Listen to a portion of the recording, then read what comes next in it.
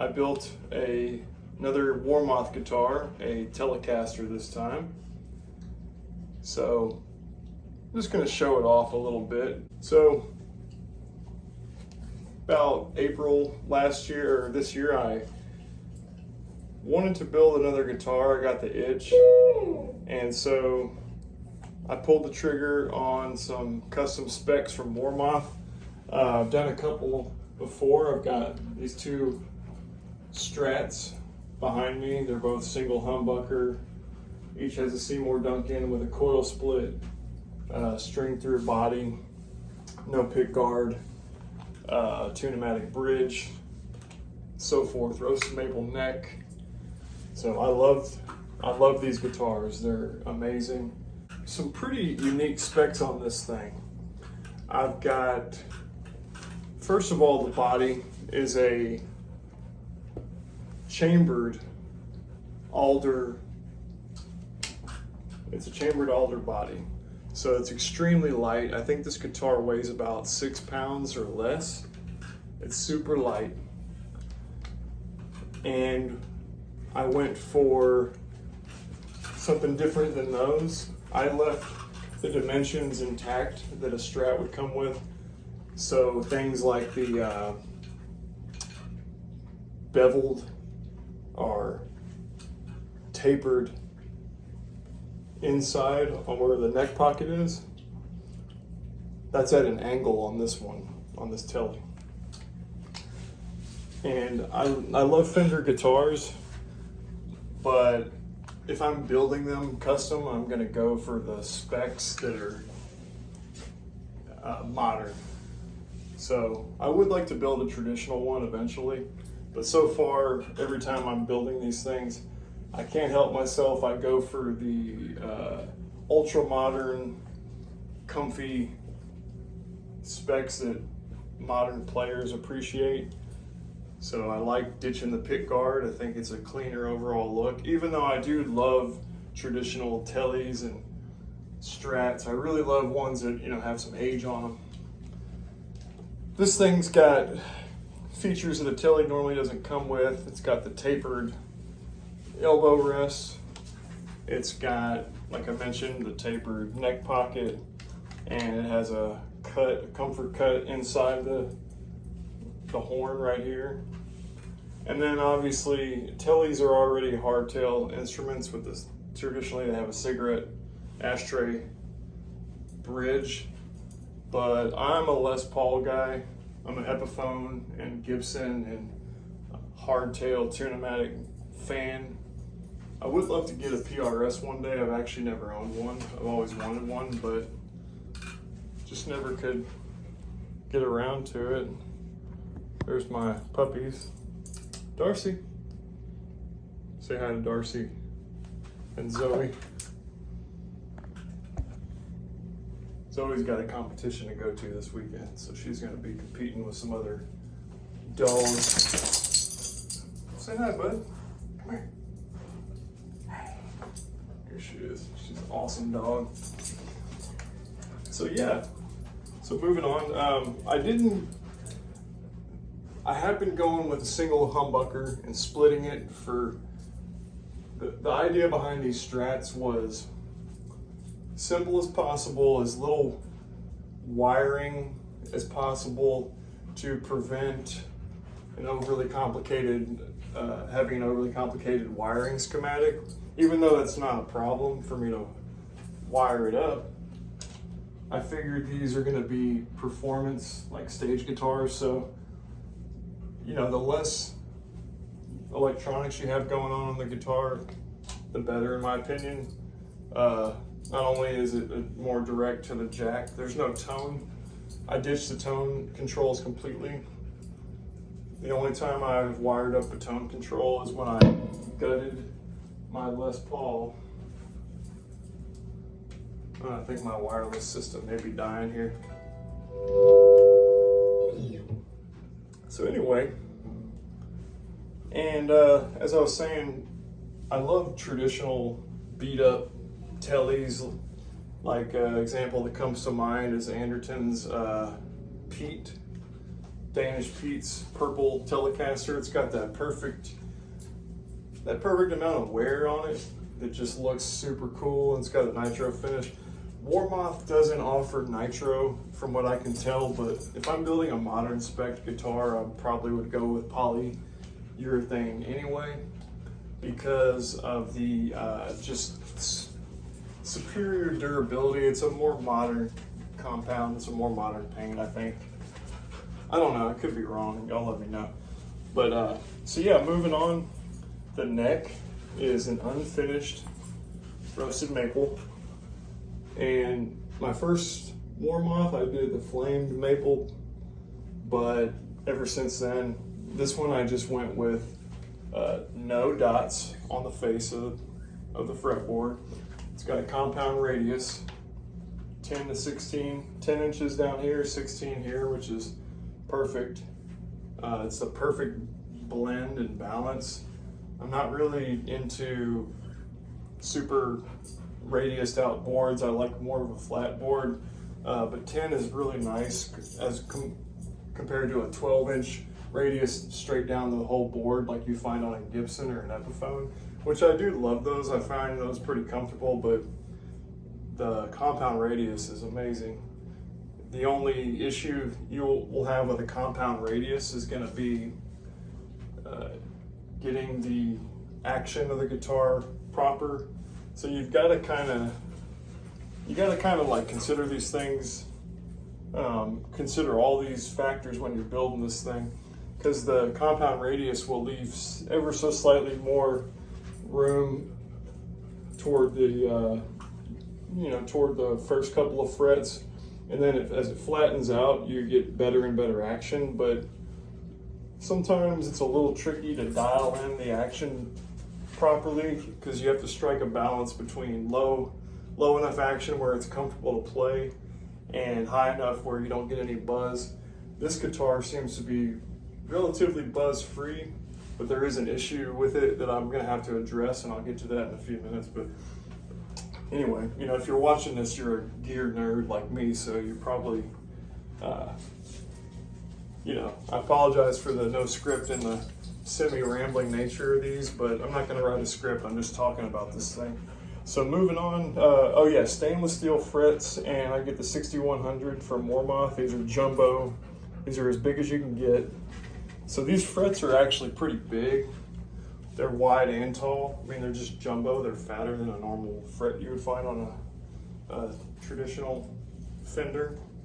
And that's the main reason I love building these, is that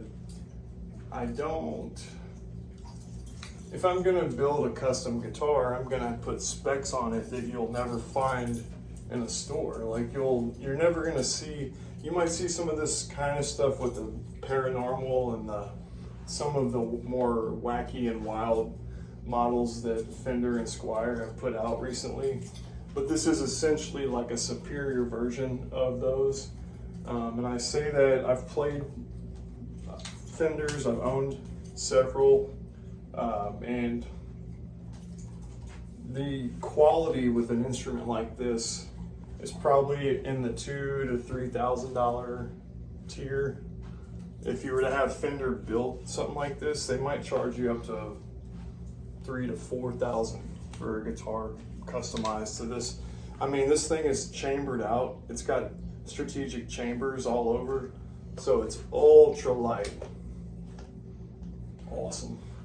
I mean, it's super duper light, which is like just fantastic. It feels great. And I put Dunlop strap locks on everything, and I use these neoprene comfort straps from Ernie Ball. So the strap has a little bit of stretch and give. So this is the ultimate comfort vehicle, the ultimate comfort guitar, I should say. And finishing off the specs here, we have just a single volume. It's a master volume for both pickups. No coil split. I could have done that. Oh yeah, and like the big thing on this Tele is the HH configuration. These are Seymour Duncan Sentient and Pegasus. I copied Tim Mahoney of 311's latest setup that I could get information on. He's probably got something different now, but so, and then finally, moon glow inlays, which you can't really see, but these will glow in the dark if put in. You got to put them in pretty intense sunlight, unfortunately, to get the glow. There's no string tree, right?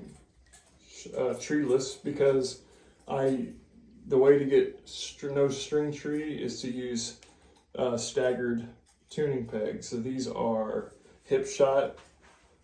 After I put traditional black tuners on the first one, went with hipshot on number 2 and never looked back. I've got hipshot on these hipshot open gear tuners on everything. They are like, they're the best tuners you can get, in my opinion. So, so what are some issues with this guitar? Well, number 1, I had a little bit of trouble getting the pickup height proper. That's one of the disadvantages of not using a pick guard on a Fender style guitar.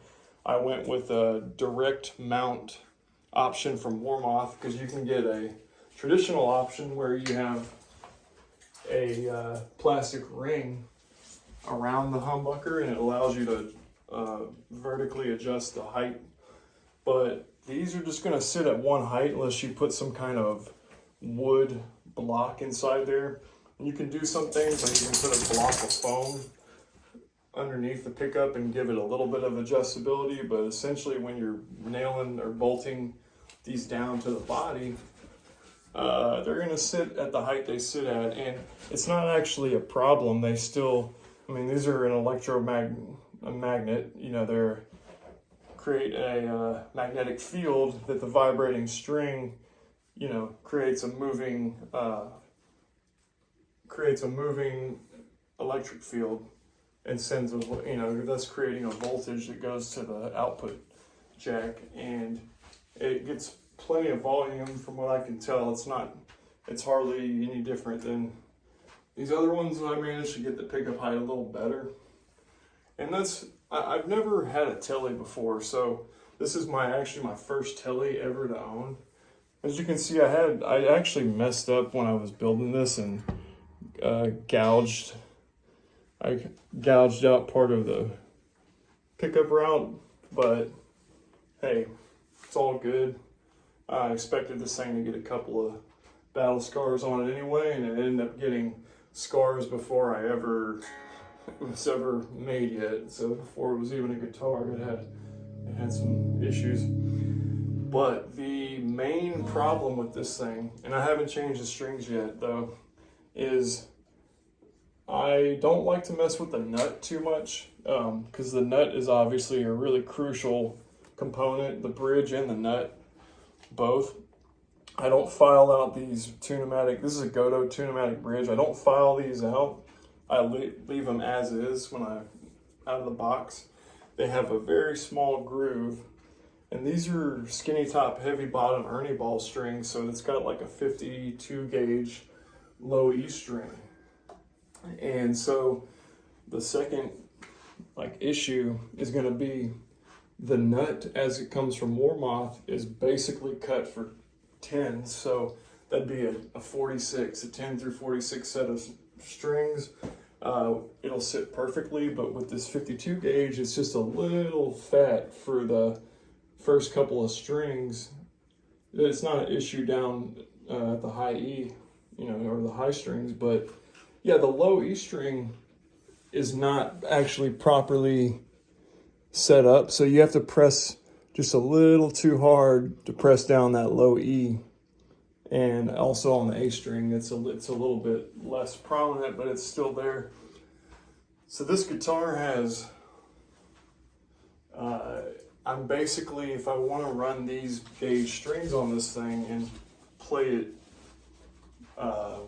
regularly or play it live or something, I'm gonna have to either bore out a little bit of space inside the nut, or go to a set of 10s, which I would prefer to use this gauge of strings. I like the thicker bottom low E. I like the thick low strings a lot. So yeah, I didn't put a coil split, and then I accidentally wired the bridge and neck pickups like backwards or as far as the switch is concerned. When you go down with the three-way selector, it actually goes to the neck pickup.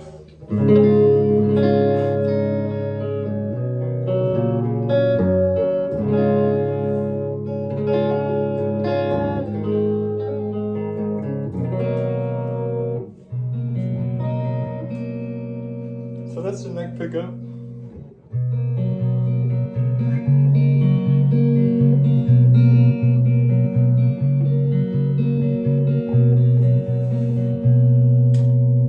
Here's the middle position.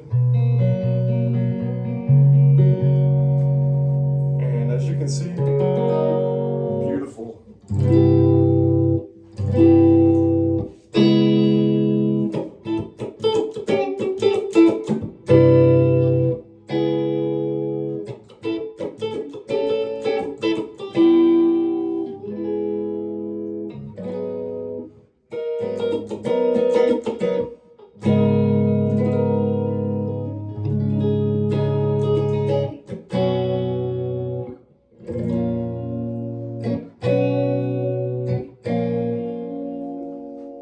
Finally, at the bridge, it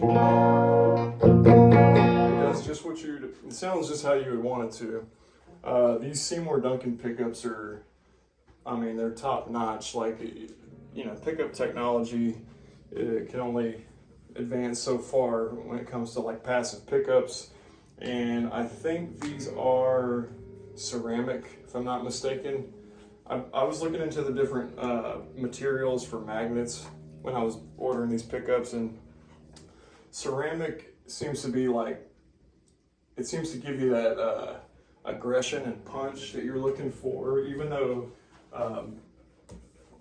nickel and cobalt Alnico pickups have a more maybe delicate and detailed and kind of old school sound to them.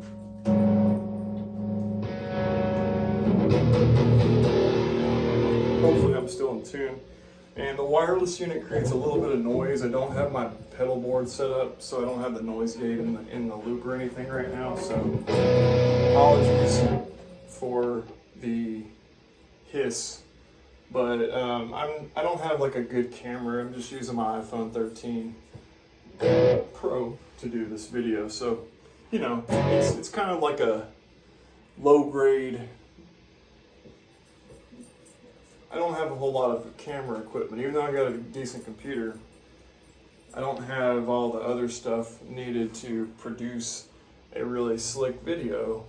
I even have a microphone. I need to get a camera, obviously. I got this pretty sweet microphone. Anyway, sorry for the cut. My phone stopped recording, but just to wrap this video up, yeah, so when you're going down to the low F or a G flat, or even like a B or a B flat, and this thing's in E flat right now. I normally will put it in E flat, drop D flat, or drop C sharp, whatever you want to call it. But yeah, it gets easier to play as you go up the neck. And that's one thing that's a little different about these Fenders, is that these are amazing guitars for playing down low under the first 12 frets or so. But once you get past 12, or especially once you get up into the real high registers toward the 21st fret, 22nd fret, they get a little squirrely. It's hard to get your hand all the way. It's hard to actually bend your hand all the way around here and play notes properly. So this thing,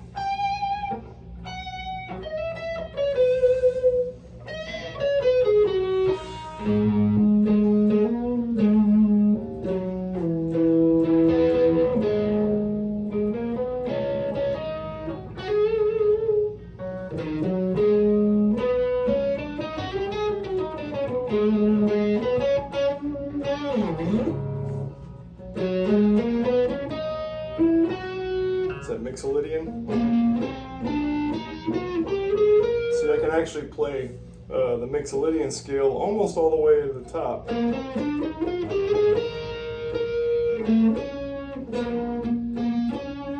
there might be a tiny bit of buzz. I've always had lowered my action to the point where there's probably some amount of buzz, and in my experience, you can straighten the neck out all you want or put that ever so slight bend in it like you're supposed to, but in my opinion, there's always going to be a trade-off between action and string buzz.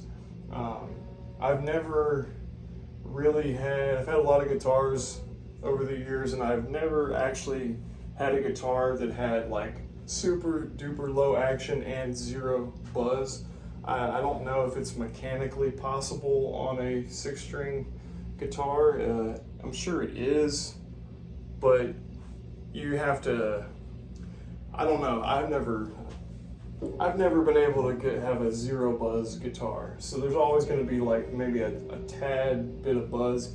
But if you're playing through an amp or high gain or whatever, or even just clean, I don't think it's going to be a big issue. There's always some, I'll take a little bit of buzz to have the action low, because for me it's all about comfort. As you can tell from the way I build these, everything on this is basically geared towards comfort and playability and longevity, with having the strap on and not, hurting your, I'm getting old, I've got back problems, shoulder problems, all kind of neuropathic pain and all kinds of stuff. So, it's like the older I get, the more I lean into comfortability.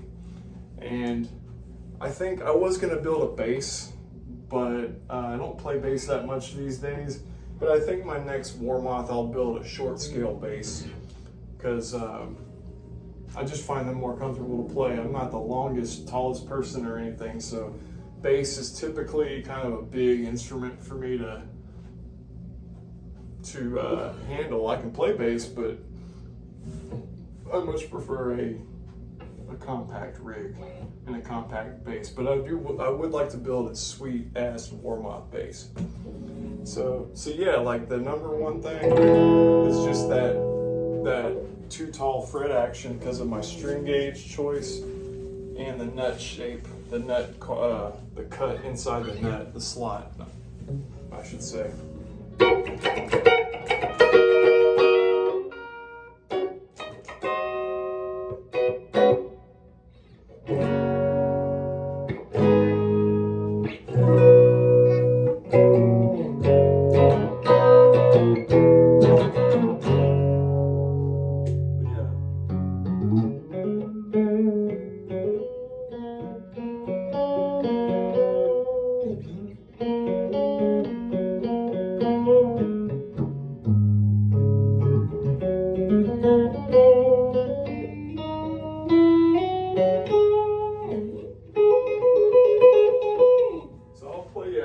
I appreciate you watching, and if you have any questions, hit me up on YouTube in the comments. I'll reply, because I probably will get like 100 views on this video this year, so it is a tiny channel.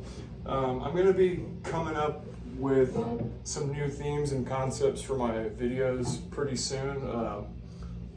Should be moving in with my fiance in the next probably 5-6 months, and we want to do some YouTube stuff.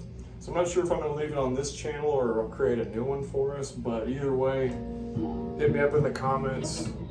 Very few people do, so I'll reply to you.